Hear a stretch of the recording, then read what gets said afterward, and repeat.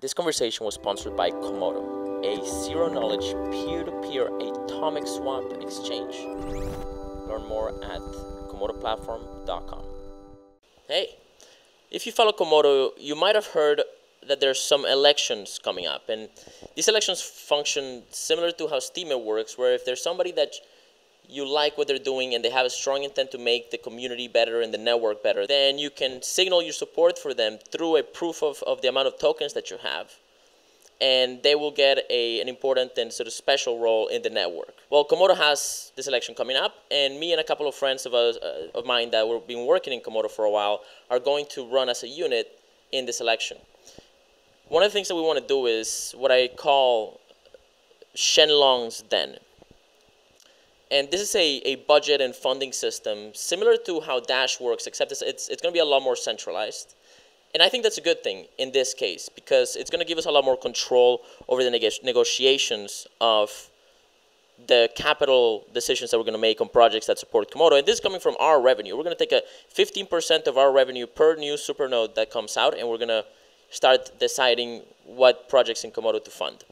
So this and a few other things we'll be announcing are going to be coming out soon. So if you like this kind of project and if you want to have an active role in the way that Komodo grows during this election, then check out this video right here about how to vote on the Komodo elections, or go to thegaltminds.io/vote to learn how to do it and become even a closer part of the community.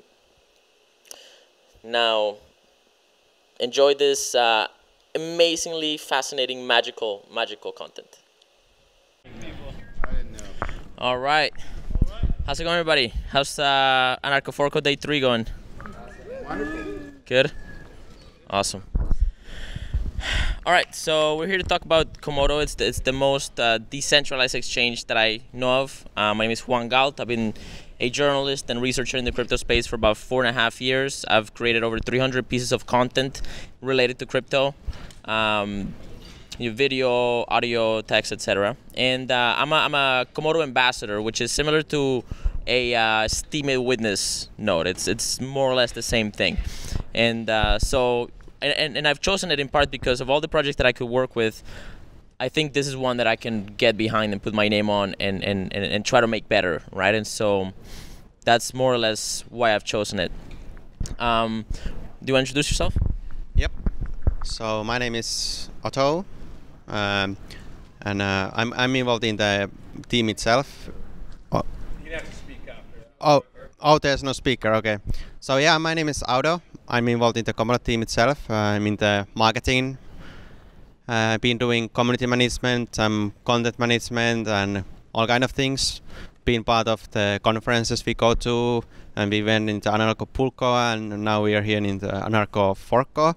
And kind of, I think I would like to give like the personal reason why I'm involved in Komodo, which is like I see the crypto as a race. There's the negative outcome of becoming like a total control system where someone is controlling the entire money, and if they don't like something that someone is saying, like me, then they could just plug me out of the system. And like I don't want anyone to have that type of control. So it's important that we work hard for some of the projects which are about open source and decentralized technology, more like the free market side and the free money side of things. And I have been seeing that the Komodo team is one of those, and that's why I'm involved in the team and why I'm passionate and working hard for the future. And there are other projects too, and we should like all come together to create like the better monetary system that we currently have. So that's the reason like why this matters in the first place. Before like we talk about the technical things, what it is. Yeah, let's talk a little bit about what is Komodo. Who here has heard of Komodo before? Right on. Okay, who here thinks that they know more or less what Komodo is? 2. Okay, cool. So, do you wanna start? What is Komodo? Yeah. So Komodo is kind of many things. We are in essence we are building open source technology for the whole blockchain industry, and we have created a platform which we want to empower both the kind of the individual people who are just investor or users, as well as the businesses or projects who want to use the blockchain technology. So we work with the native blockchains, which means that we work with independent blockchain. So any project that comes along, they can have their own infrastructure, their own blockchain. They are not dependent on us or any other platform. Which means that there's no politics involved. If let's say a business wants to raise the block limit, then they can, because it's their blockchain, and there's no issues with the blockchain bloat. And kind of the basic example I have given is that if we have 1,000 business, and we say these 1,000 business are on Ethereum blockchain as an example, then they all are using a single blockchain. But in our platform, we are able to give them all their own blockchain, which allows the infrastructure to scale much better. And then we just create kind of an ecosystem around this. We provide them a technology and privacy features, security features, decentralized exchange. We also plan to do smart contracts and micropayments, like you name it. We are building like a modular platform with a lot of things that can be, then the business or project can then like plug into, use as they please, fork it, take it, clone it, whatever they want to. Everything's free, everything's open source, everything's without any restrictions. And I think John can tell more about kind of the security side and decentralized exchange. He knows more a lot about it.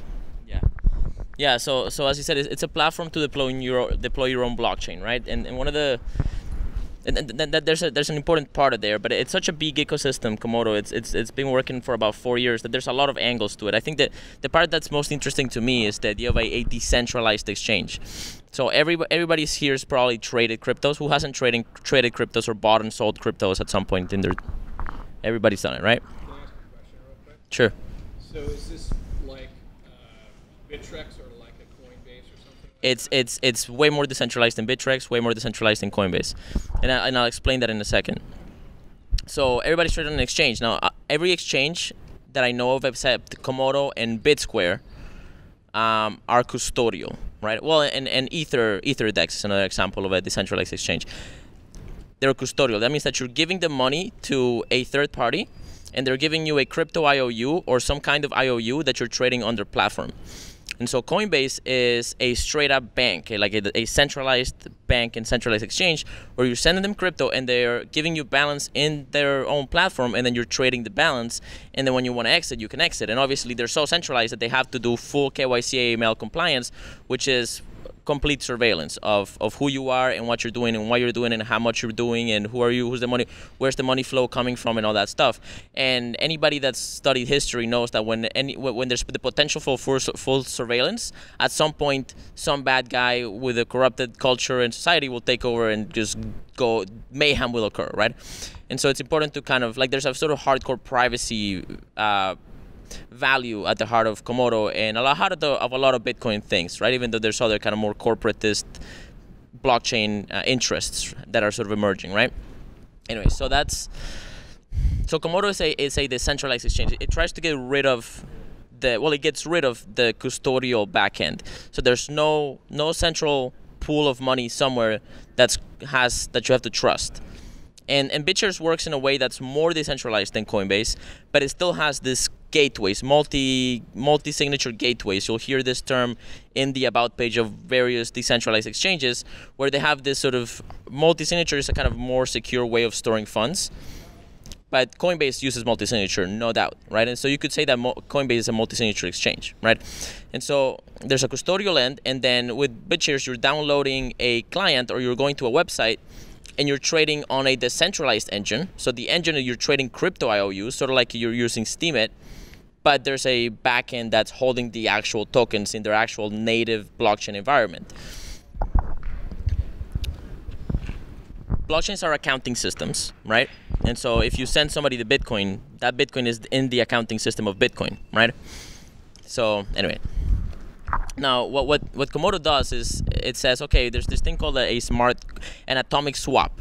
An atomic swap is sort of like a smart contract, and it was initially mentioned by Satoshi Nakamoto in the early days, and then Greg Maxwell, one of the top sort of engineers, talked about it a little bit and said, well, this is how we could probably implement this thing. And it's a way of having two of these accounting systems, two blockchains, do a trade at the same time in a way that one party can't steal the other's money, right? So if you're in normal trade, if you send the goods first and the money hasn't been sent, then one person's taking all the risk, right? And that's a fundamental problem of trade in a zero trust environment. With cryptography, we can make it so that with the sending of the first transaction, you can decrypt the second transaction, or something like that. And so as soon as you publish transaction A, transaction B can be cashed out or cashed in. And that's the atomic side of things. And this is not a very technical description, but it's a conceptual description. And I'm going to be doing a video later on describing how the technology works. It's a complex sort of like, it requires 15 minutes of like, or 10 minutes of the, more detail, right? But it's a known thing, and it's not a crazy technology. It's just that it took us this time to implement it. So it's using a blockchain technology. Is it adaptable to something like Hashgraph later on? Maybe Hashgraph. Definitely, I believe you need multi-signature, and you need something called a time lock script. So there's certain features that we need in order to do atomic swaps. If Hashgraph implements those, then yes. If no, then no. Because you need certain smart contract functionality in order to be able to do this. And these are basic smart contract functionalities. It's nothing crazy like Ethereum where you have Turing completeness, right? So you can code anything basically, right? So yeah, so and you're actually trading Bitcoin for Litecoin or Litecoin for Ethereum. Like you're actually trading the goods. You're not trading IOUs in somebody else's platform. It's native. You have a copy of. You have an app that you download on your computer. It has a distributed order book. So all the buys and all the sells are sort of floating in this network, this distributed network, and you're just basically grabbing one and matching it and executing it, right? Launching into the network.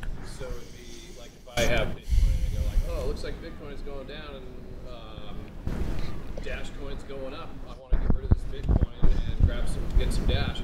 Is it easy enough to do that? Are there a lot of coins that are going to be offered in this exchange? Mm-hmm. Yeah. So right now, it is. I mean, you can download the client and you can execute that trade. You're not gonna find as much volume as you're gonna find in other exchanges because it's still like we're still kind of getting off the ground. A lot of the decentralized exchanges are still getting off the ground, but yes, you can execute that, and you download one wallet, and from that wallet you can have Komodo, Dash, Bitcoin Cash, Litecoin, all of the coins on one seed, sort of like Jax or Exodus, and you can trade it for Dash. Yeah, and it has an interface like a charting interface. It's all very easy to use. It's not like some nerdy wallet all in gray and black type of thing that you see sometimes, right? Yeah.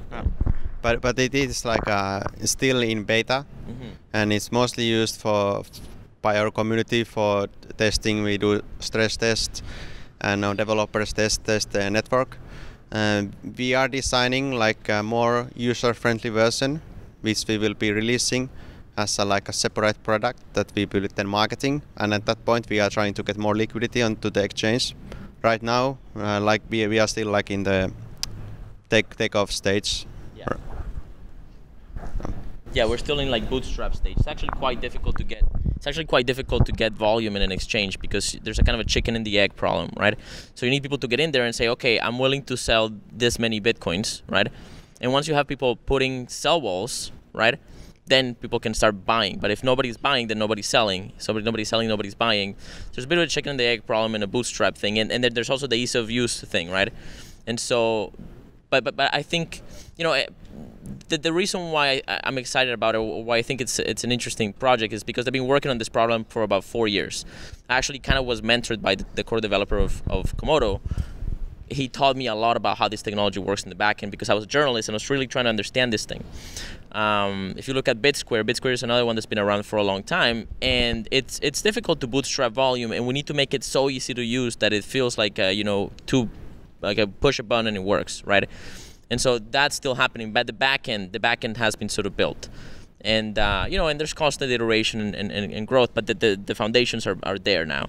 And so I think this year we're going to be seeing a lot of growth in the centralized exchanges.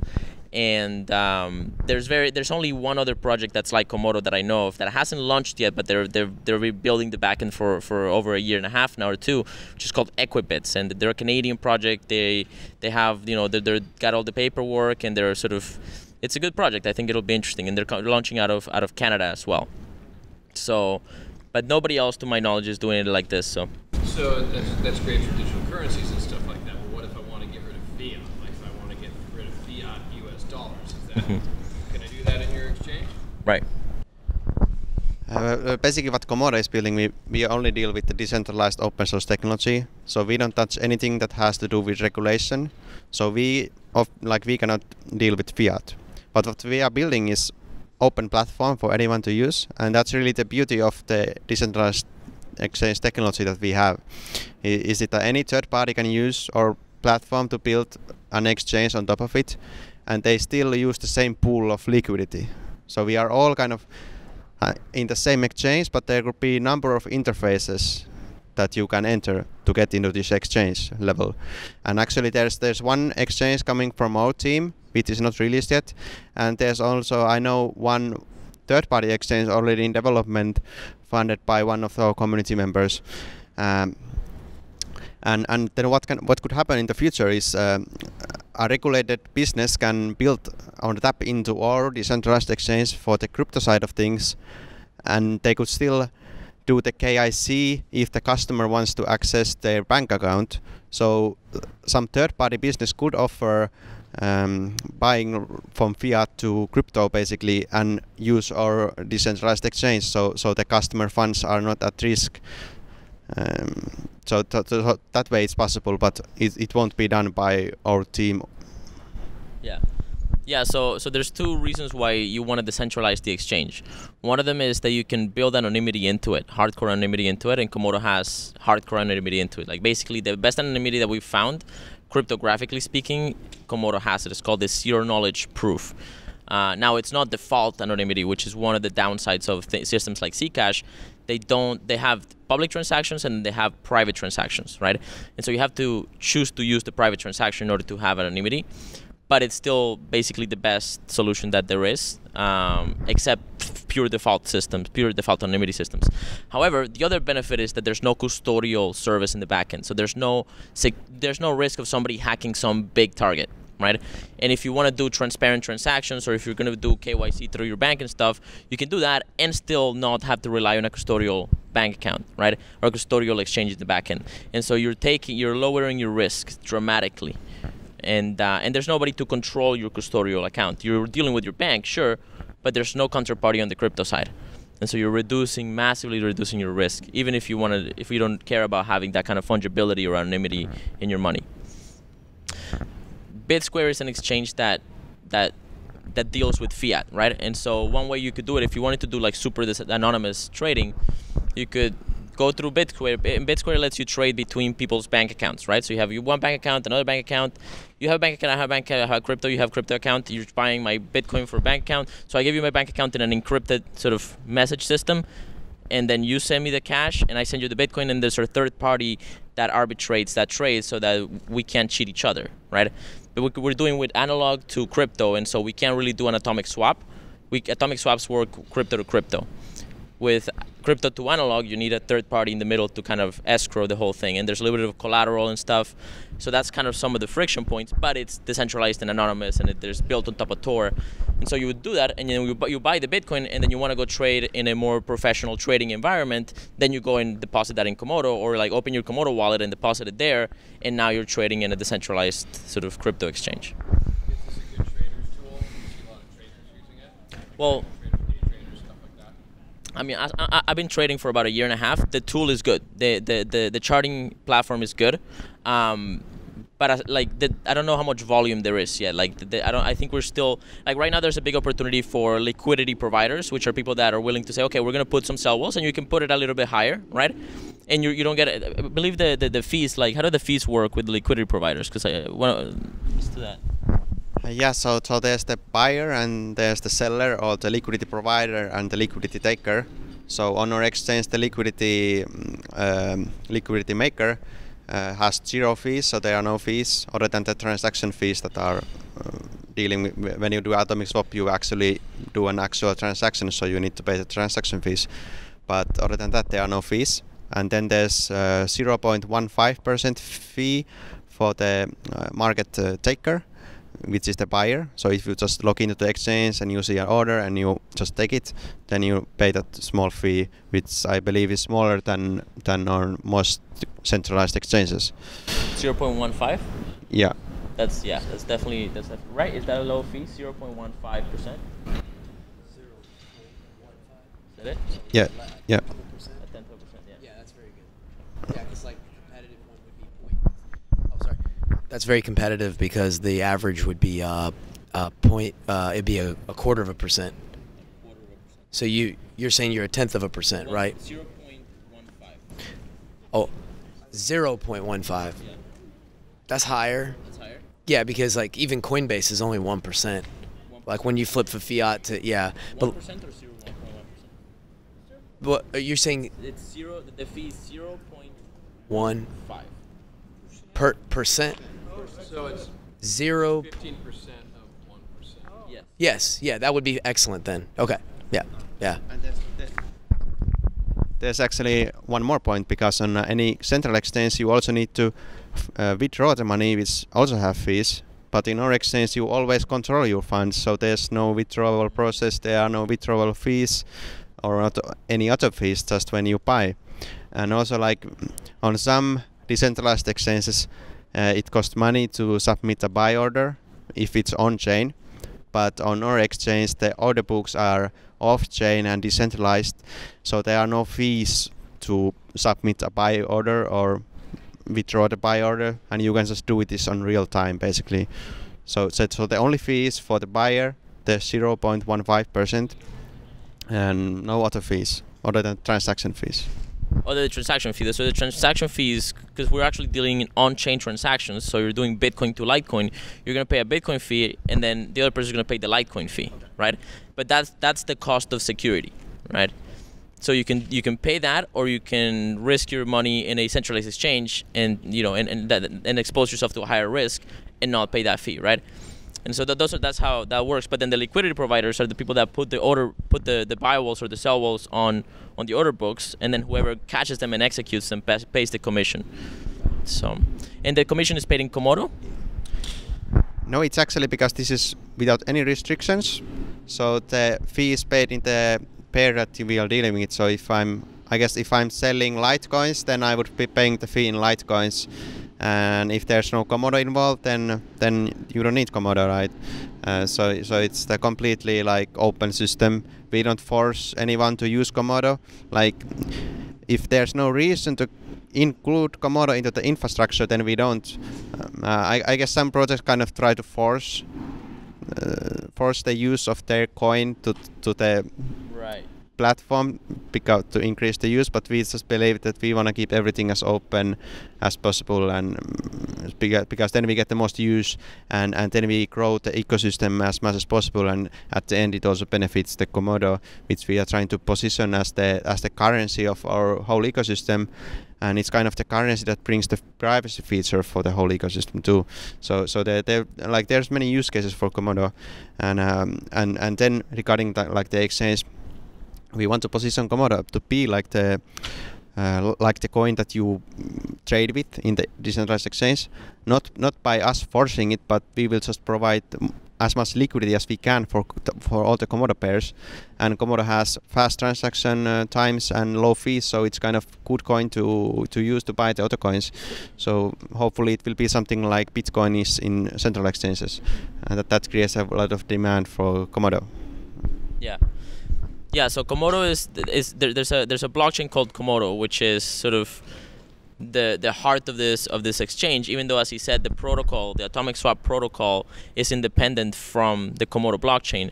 But the strategy for the Komodo coin as a blockchain is to position as a primary trading pair in the exchange, even though you can choose what trading pairs to trade. There's some value adds from Komodo though that a lot of coins don't have. So you can, if you wanted to anonymize your money flow, you can anonymize it by trading against Komodo, doing a C to C transaction within Komodo, and then moving out. And then on top of that, there's another sort of anonymity service that's being built that anonymizes it at the IP level, right? So when you're trading, you're anonymizing, like with Zcash, you're anonymizing the values and the sources, the source and the destination. You anonymize that, anonymizing that with the crypto zero knowledge proof, but not the IPs, right? And so if somebody's looking at the network like an eagle's eye, bird's eye view, like NSA level stuff, they can see the IP flow of things, right? And so you move that, there's an IP layer obfuscation that's being built as an add-on service to Komodo. Like a Tor for finance. Like a VPN on top of it. Yeah, something like that, yeah. So my question would then be, what is going to be, like once atomic swaps come out, what will be the advantage to using Komodo versus just using, like atomic swaps, like atomic? Is it just the exchange platform concept for trading? Do you know what I mean? Yeah, so we can already do atomic swaps with Litecoin, with Bitcoin, and all of these things, right? You want to answer like what would be the benefit of Komodo in that environment?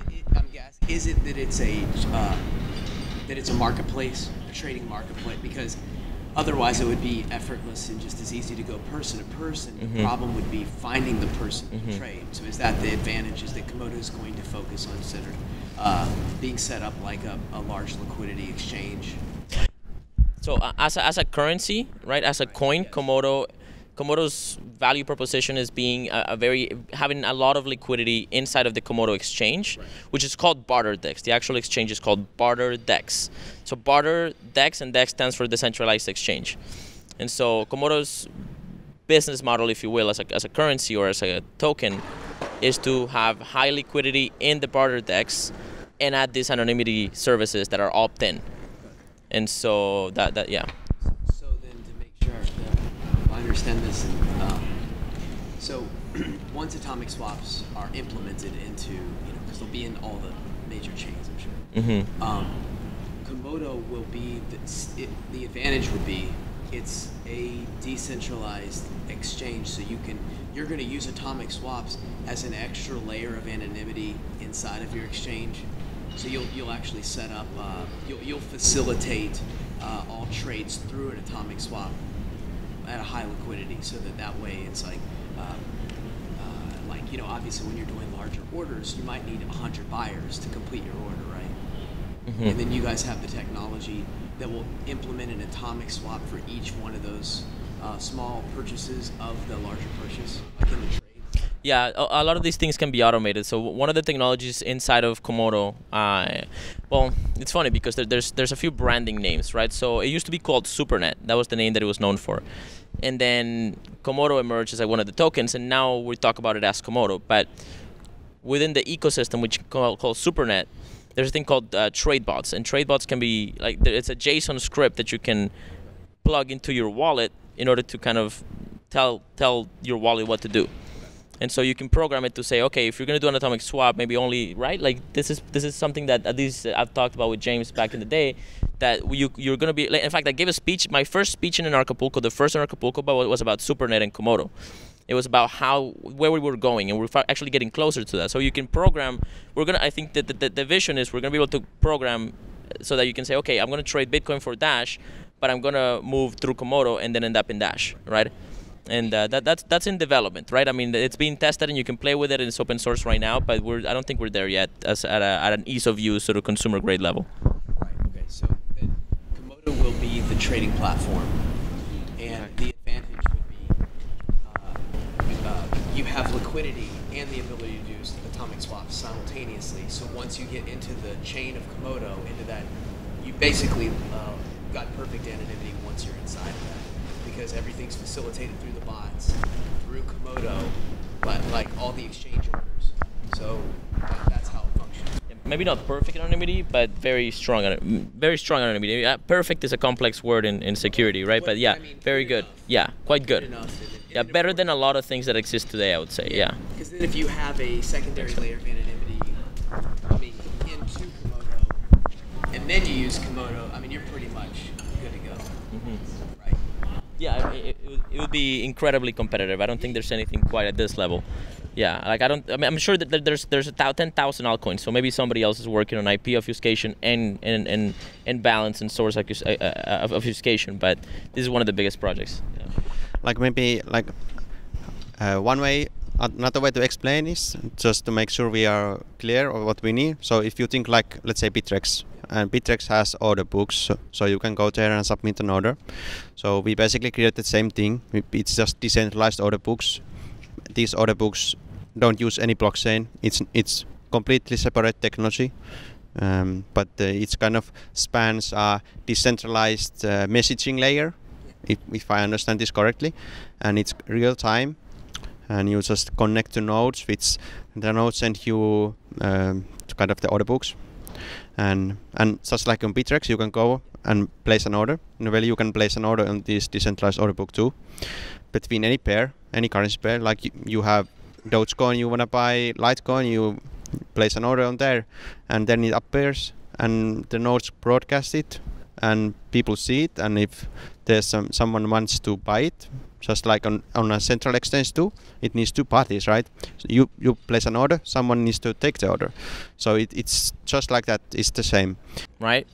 If it's somebody online that you want to do a trade with and you have zero trust, atomic swaps are the most secure way to do it. There's another way to do it, which is a fully collateralized trade, where you're going to trade 1 Bitcoin and they're going to give you 1 Bitcoin worth of Litecoin.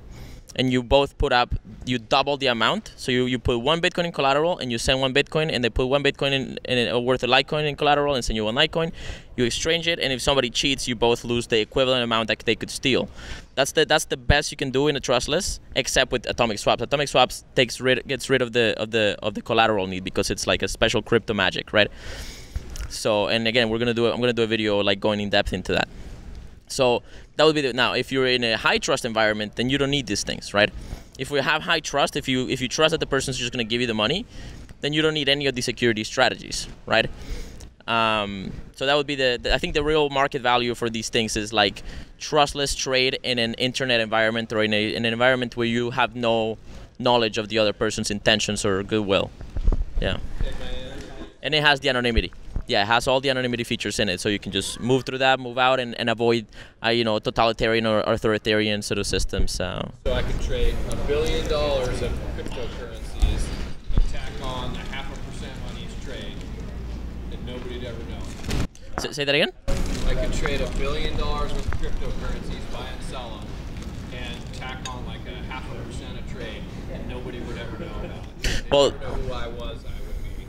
Yeah, theoretically, if everything goes well and we get to that volume, you'll be able to do that. I can't make anonymity guarantees. I can't make investment advice, and I can't give you tax. I can't don't pay your taxes, and this is not investment advice, right? But the goal is to be able to do that. Yeah.